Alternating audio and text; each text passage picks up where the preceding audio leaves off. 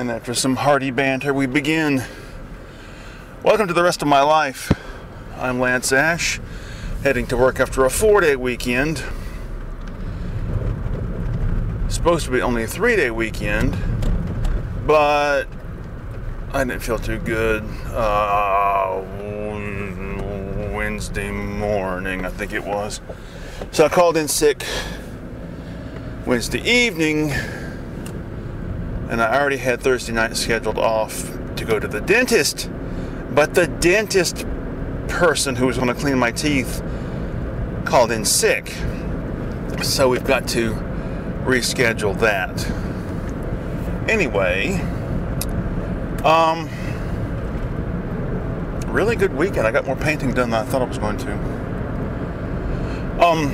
Also got the phonograph combination CD player I've been using to play CDs in my studio conked out, so I got my old one hooked up. Very nice. Big speakers, big bass speaker. Anyway, all right. I thought of a really good topic, and I think a lot of the topics from now on are going to be just stories from the past.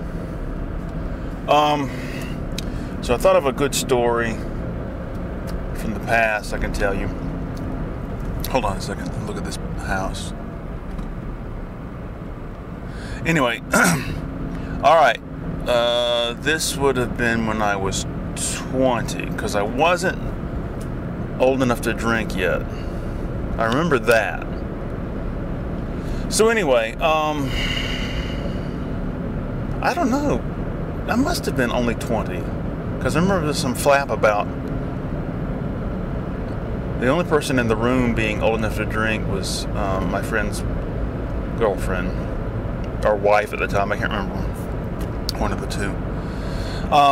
My old girlfriend and I, and my friend and his girlfriend / wife, we all went out, and we got a room at this hotel on the edge of Athens. There used to be two of these. It's called the Bulldog Inn.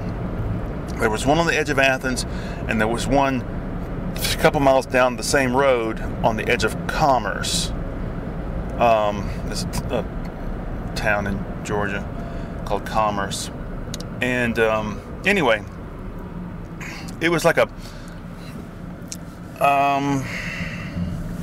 known in the area as a cheap hotel that was pretty good. I mean, it wasn't,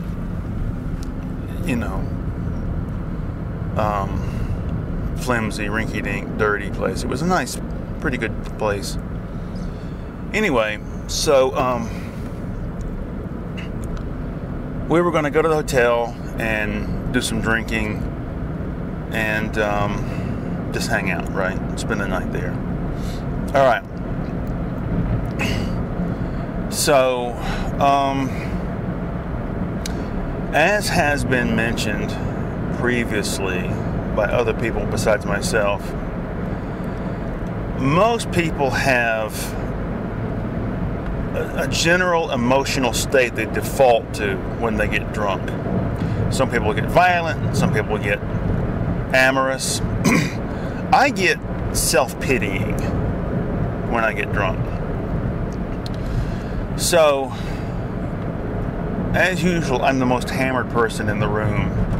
We're watching MTV, drinking and just talking and goofing off, the four of us.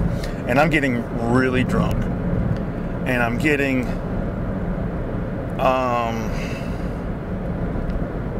more and more sad about my life and all this shit. So, in a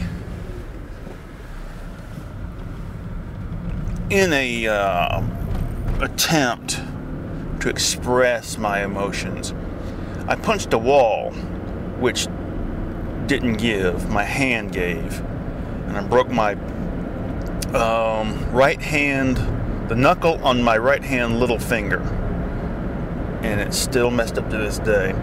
Anyway, so I broke my hand, and it hurt despite being terribly drunk. And I'm trying to get sympathy from my girlfriend over this. And she doesn't give a shit because she's disgusted at my antics and my drunkenness. So I'm getting more and more upset about the fact that I'm getting no sympathy from anyone. And the three of them are chatting while the emotional pressure is building up. So I took a chair and put it through the window of the hotel room. Great big window over the air conditioning unit. And smashed it all to pieces. And stunned silence greets my action, right? They're looking at me, and I turned around and I famously said, "That's how I fucking feel." So the room was right next to the office, and the guy who's on charge, this is like, I don't know, 1 a.m. maybe. The guy who's in charge of the hotel calls the cops because he hears glass breaking. So, number one, I've got to go to the office drunk as hell and make up some bullshit story about how the window broke and sign a piece of paper saying I'm going to pay for it. It's like $700, right? And I think I gave a false name or something. I can't remember. But anyway, so now we got to go back to the room and wait for the cops to show up. The cops show up, and I've got to pretend I haven't been drinking, pretend that no one's been drinking except for the woman who's of age. And I made up this lie that we were listening to music and I was dancing around, and I was so enthusiastic with my dancing, I tripped and fell into the window. So the cops leave, they don't do shit. Now, over the course of the next couple of months, I have to go in there, go back to the hotel room every so often and pay a little bit towards the window, right? And I get to know the guy, not know him personally, but just know him on sight, know his name and everything. And I'm down to like the last, I don't know, I didn't pay much on it. But I went in there one day and I said, "Where's so-and-so?" And these two girls are behind the counter, behind the desk, and one of them says, "Oh, he was in a really bad car wreck. He's in the hospital, and it'll be a long time before he's back." And I went, "Oh, okay. Well, that's okay. Did you need anything?" No, I don't. That's fine. I just wanted to talk to him." And I leave, and I never paid another dime towards that window. Oh my God. That was just the first of many incidents related to great moments in alcoholism. Now, the knuckle thing, I think I was living with my parents, so I lied to my mother and told her I'd heard it some other way, right? And I didn't know it was broken at this point. So she said, "Well, we'll get it seen to." So I go to the hospital, I guess, like the next day or something like that. And the woman who's examining my hand is like, did this happen when you were punching someone or something? I said, "Oh, no." And she said, "Because this is the kind of fracture that happens when people punch something." "Oh, no." I don't know why I was afraid to tell her that I'd punch something. So they really didn't do anything. They wrapped it up in it was a cast, yeah. But they didn't set the hand or anything. I don't know what that was about. My whole forearm was set in this cast. And I had to go back. It wasn't to the hospital, it was somewhere else. I had to go back and get it seen to a week or two later. And I'm a very impatient person. I can't stand to wait. So I'm waiting in the waiting room to be called, and waiting and waiting and waiting. And there's a police officer in the waiting room, I guess waiting to be seen about something. I don't know what. I got tired of waiting, and I stood up and tore the cast off my hand and threw it down in the middle of the floor and walked out. And that was the end of my medical attention to this knuckle. And that was 30 years ago.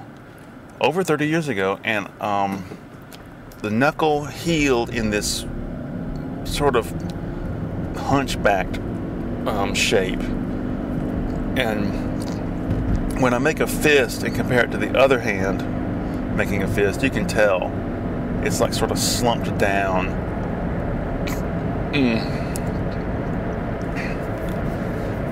Alright, since we got time to kill, I'll tell you another story about alcoholic self-injury. After my friend and his woman got married, I had this little apartment. My girlfriend and I used to go over there and get drunk all the time. I had this great big ugly 1978 Dodge van. And so we're over there getting drunk one night, and my friend and his wife get into a big fight, right? So my girlfriend and I are like, well, we better leave. It's just, best. This must have been very close to the time when I broke my knuckle, because this is when I was working at UGA the first time. And so we get in the van to leave, and I'm really drunk. And I said, I'm totally devoted to you, and we're never going to have the kind of fights that they're having. And to show you that I'm, serious about this, I'm going to do this. And I put the cigarette lighter on my left forearm. I didn't even feel it. The car cigarette lighter. And it made this horrible, circular, thick scab. And I'm a bad one about picking scabs. And maybe a week or so later, I picked the scab off. And I shouldn't have done that, because underneath was this horrible white, pink, wet ring of naked flesh. It was just disgusting. And I don't know if it would have healed better or not if I had left the scab on or not. It probably would have healed better. But anyway, to this day, I've got this white circular scar on my left forearm. That was not good. Thinking about it now, it just, it's horrible. I used to get a mosquito bite. See, it's like a white circle with a less scarred area in the middle of the circle. And I used to get a mosquito bite right in the center of the circle all the time. A long time ago, I think it was reading Smithsonian Magazine, and they had an article on mosquitoes and how they do their thing. And it said that they pick their victims based on smell. And the scientist referenced in the article, the guy who said that, I sent him a letter. I found him somehow and sent him a letter or an email, I can't remember, it's been a long time ago, saying, I saw the article and the thing about mosquitoes using smell, and I'm just wondering if that has any bearing on the fact that I always get a mosquito bite right there. And he said basically, no, that's just bullshit. There's no way that's, because I thought maybe the circular scar was giving out more of an odor, or something. I don't know. I'll tell you one last story about self-injury under the influence of booze. There's another friend of mine was living in this little trailer, in this little shitty trailer park with his wife. And it was Christmas Eve. And this is a couple of years later, because I was old enough to drink and I was working at the post office. The first time it was one of the many times I've worked at the post office. Anyway, so he and his wife had a fight. And she had taken off somewhere else, and he was home alone, and we were drinking. And he got on the phone with her, trying to patch things over, calm things down, and get her to come back. And they had an argument over the phone. I'm sitting on the sofa, and he's standing over me on the phone. This is before cell phones. This is one of these old wall-mounted phones, right? Or something. And there was a framed picture on the wall over my head, and he got mad and punched the mirror, and glass rained all over me. And he's like, "Oh, sorry about that." I said, "No, it's okay, man. I don't care. See, this is how much I don't care." And I took a piece of the broken glass, and I cut a line down my right forearm and made this huge welt that I have to this day, this whitish pink line, maybe 3 inches long, down my right forearm. So I bear the telltale signs of my past, my exciting past.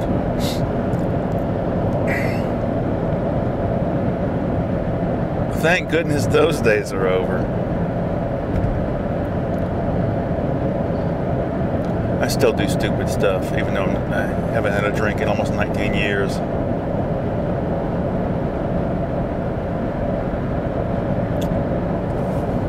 I don't know. I think it's some sort of need to physically punish myself that was hammered into me as a child. Because as a child, if you did something wrong, you were punished. You were slapped, you were spanked, you were hit with a belt, you were hit with a stick. And no getting out of it. You've done something bad. I have to do this.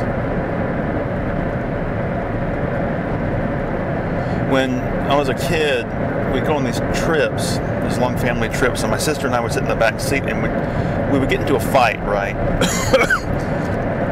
And my dad would get sick of us fighting, and he'd just violently drive the car off the road and then stop the car, and while he's sitting there, pull his belt off and fold it into that loop thing they use, and then turn around and just start wailing indiscriminately in the back seat, back and forth, whap, whap, whap, hit both of us, We're screaming and shrinking away from the belt.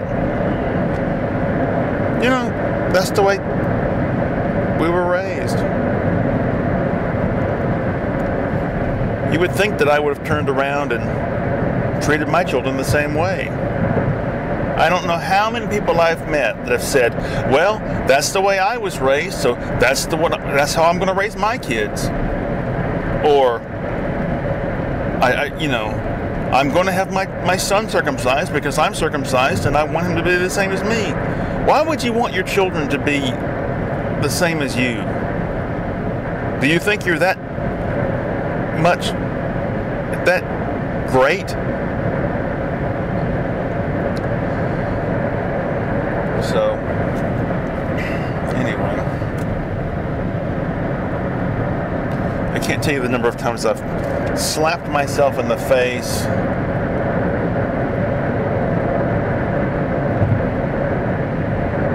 for doing something stupid, for forgetting something. Oh my God.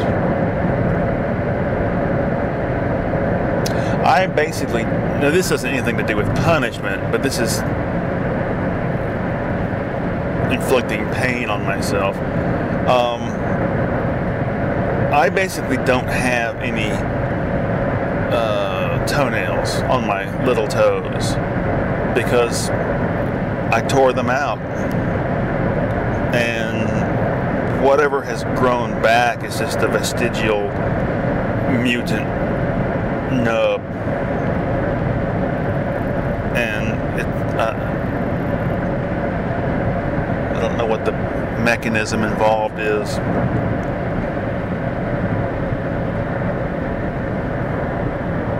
Oh me.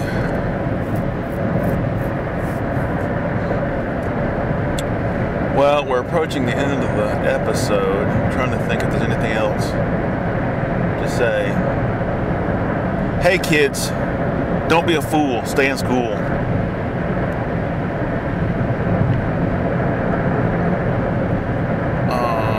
Only losers are boozers. Or boozers are losers. How about that?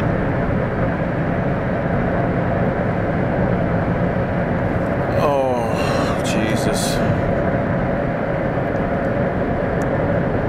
Alright, I think that's about it. Alright, so thank you very much for listening. Bye-bye.